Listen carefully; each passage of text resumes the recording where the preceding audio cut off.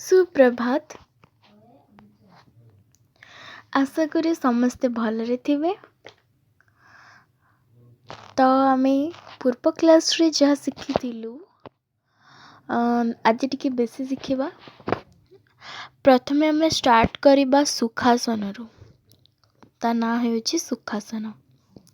सुखासन कौन ना सतरंजी किंबा तौलिया बिछाई आराम रे चका माड़ी बसिबा। उभय आंठू को भांगी जेउपरि बसिले अधिक आराम मिले सेही परी बसिबा। तापरे अंटा पिठी और बेक गोटे सरल रेखारे रहिबो। एहीपरि आसन रे आपण माने घंटा घंटा धरी बसी ध्यान भजन और लेखापढ़ा मध्य आमे कर परिबा। एपरि बसी गभीर सकारात्मक चिंतारे निमग्न होई परिबा। एही आसन करिबा फଳରେ आपणक मेरुदंड एवं एहार आखपाख सुस्थ और कोमल रहे। मेरुदंड जदि टाण और कष्टदायक हेउतिबो से समस्या दूर होइथाए। एहीपरि आसन करिबा बेले शरीर को सामान्यतम बंकेबा नहीं, कारण दुई हाथ को आराम रे कांधटारु तळकु लंबाइबा। जेपरि दुई हाथ गभीर रे संपूर्ण लागी रहिबो एवं पापुली आंठू उपरे रहिबो। आंगुठी गुड़िक खोला रखिबा किंबा गोटिए आंगुठी को बुढ़ा आंगुठी सहित माने ता भली गोल करी रखिबा। एहाकू प्रतिदिन कले कठिन परिश्रम सत्ते क्लांत अनुभव करि परिबानी। तापरे आमे करिबा गोरखासन।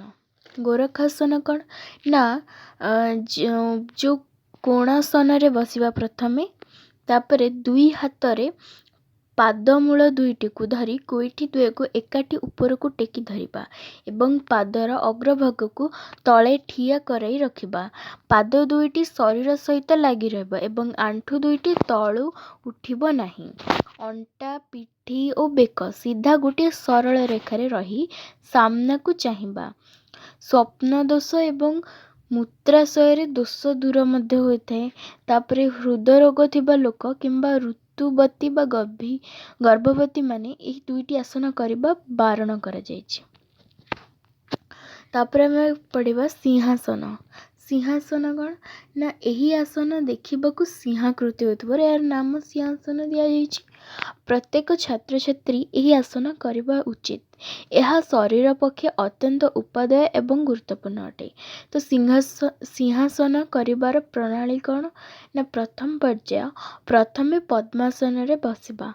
द्वितीय पर्याय हेउची पापुली को सीधा करी चट्टाण उपरे रखिबा जेपरी सबु आंगुली आगो को रहिबो। तापरे नितंब को उठाई आंठू और पापुली रे भरा दे बसिबा। तृतीय रे कौन ना नितंब को तळ को करिबा एवं बाहुदय को सीधा करी ऊपर को मुंड करी चाहिबा। चतुर्थ पर्याय हेउची मुह को खोली बड़ आँ करी जीभ को लह लह करी बाहर करिबा। निज नासाग्र को दृष्टि देई भ्रूलता को एक दृष्टि रे चाहिबा। षष्ठ हेउची पूर्व परी पद्मासन रे पुणी तापरे आराध्य देवता को प्रार्थना करिबा। एहार उपकारिता सब कौन ना एही आसन नियमित करबा द्वारा निम्न मेरुदंड नमनीय हुए। निश्वास रु दुर्गंध दूर हुए। गला दोष दूर हुए। श्वास जनित त्रुटि दूर हुए। हजम शक्ति को वृद्धि कराए। पेट रोग दूर करे। मन प्रफुल्ल रहे। तापरे गोमुखासन। गोमुखासन कौन ना यह छात्र छात्री पई बहुत आवश्यक अटे। एही आसन रे दृश्य ठीक गोमुख परी होइथिबारु एक गोमुखासन कुहाजे।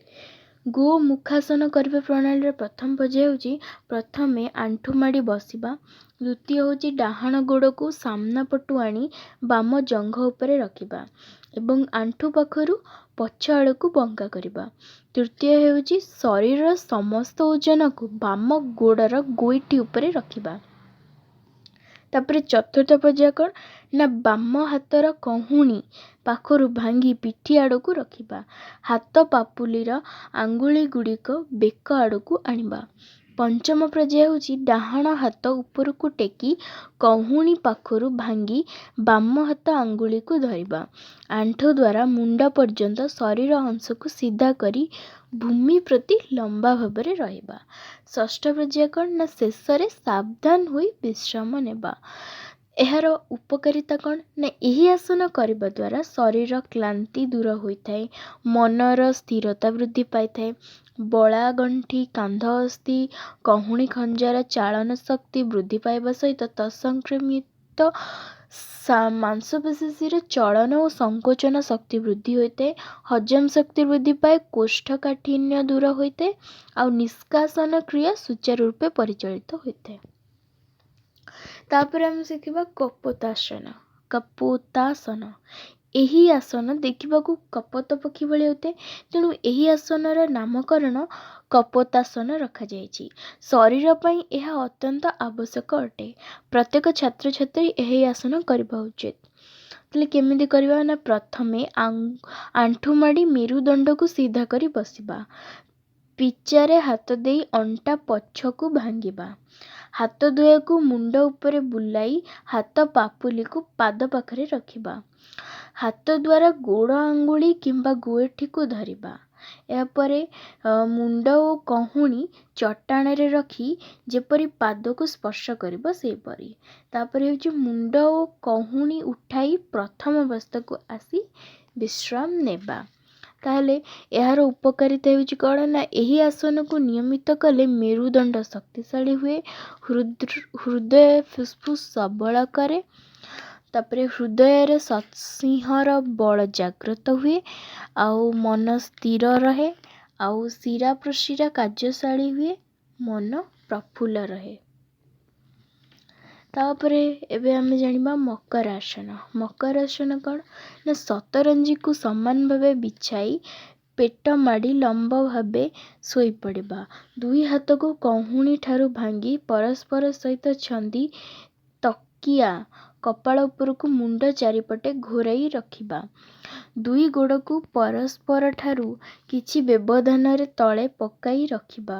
ପାଦର ଅଗ୍ରଭାଗ ଶରୀରର ବିପରୀତ ଦିଗକୁ ରହିବ ଯେପରି, ଏବଂ ପାଦର ଧାର ତଳେ ଲାଗି ରହିବ। ସ୍ୱାଭାବିକ ଶ୍ୱାସକ୍ରିୟା ସହିତ କିଛି ସମୟ ଶୋଇ ରହିବା ଏବଂ ମନରୁ ସମସ୍ତ ଚିନ୍ତା ଉତ୍ତେଜନା ଦୂରେଇ ରଖି ସମ୍ପୂର୍ଣ୍ଣ ବିଶ୍ରାମ ନେବା।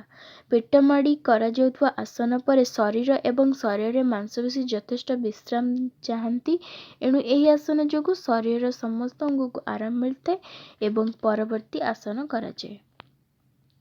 ତ ଏତିକି ଥିଲା ଆମର ଆଜିର ଆସନ।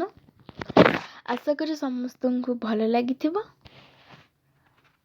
ପର କ୍ଲାସ୍ରେ ଦେଖା ହେବା। ସେ ପର୍ଯ୍ୟନ୍ତ ବିଦାୟ। ଧନ୍ୟବାଦ। ଜୟ ହିନ୍ଦ।